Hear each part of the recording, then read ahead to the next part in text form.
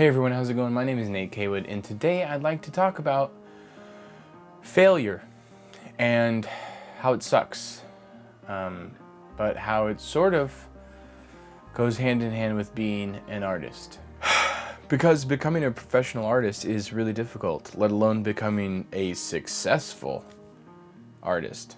And the truth is, to become the best version of the artist that you can be, you have to relentlessly pursue perfection in the creation of your art.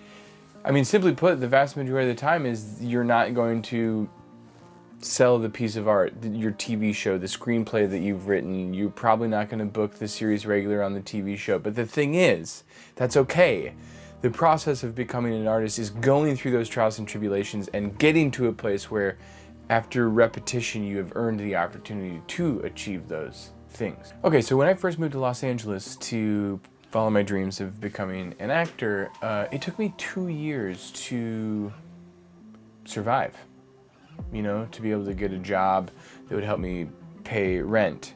And then through that job that wasn't great, I would be able to get another job through meeting people and working hard, and then get a third job, etc., that pays a little bit better, so that I could get a position where I could buy a beater car to drive around. I could pay for acting classes, and I was also able to pay for headshots so that I could present myself to people in the industry to try and get represented by an agent to be an actor. So I finally got a commercial agent after at least 2 years of living in Los Angeles. And that agent sent me out on auditions week after week, after month after month. It took me 3 years of auditioning and failing at every single audition that I went out for before I booked a non-union, internet-only commercial that I was cut out of. But once I got that one, it became easier to get another because I had done all the things wrong before that to figure out what I needed to do to focus on getting the job by doing the right things. And once I got one, another one became easier, and another one, and another one, and another one, until that became my full-time job. Another quick example is that for those of you familiar with this channel, you'll know that I have a writing directing partner. And he and I started writing together in earnestness like 8 or 9 years ago. I think at that time we've probably taken out 5 TV pilots or pilot ideas that we have written and developed to try and sell that TV show idea to a network. CBS, ABC, NBC, Fox, Comedy Central, HBO, Hulu, Netflix. We've pitched different shows to all of these companies. And each show that we've taken out usually takes from concept to actually writing the script or delivering a pitch to a network a year or two. I mean, one of the projects that we've been working on, we started 8 years ago, and we're still taking it out trying to sell the show right now. For all of the time that we spent, and for all of the meetings that we've ever had the privilege of taking and trying to sell a show, we have failed every single one of them. We've never sold a TV show or a screenplay.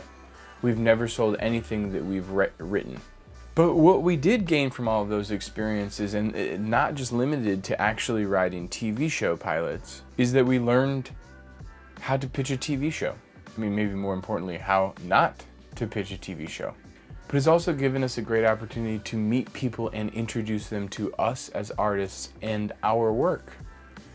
You know, just because these networks or studios decide to pass on our project doesn't mean it's because of us or our voice or our creative vision. It's because the project just isn't right for whatever content they're putting out at the time.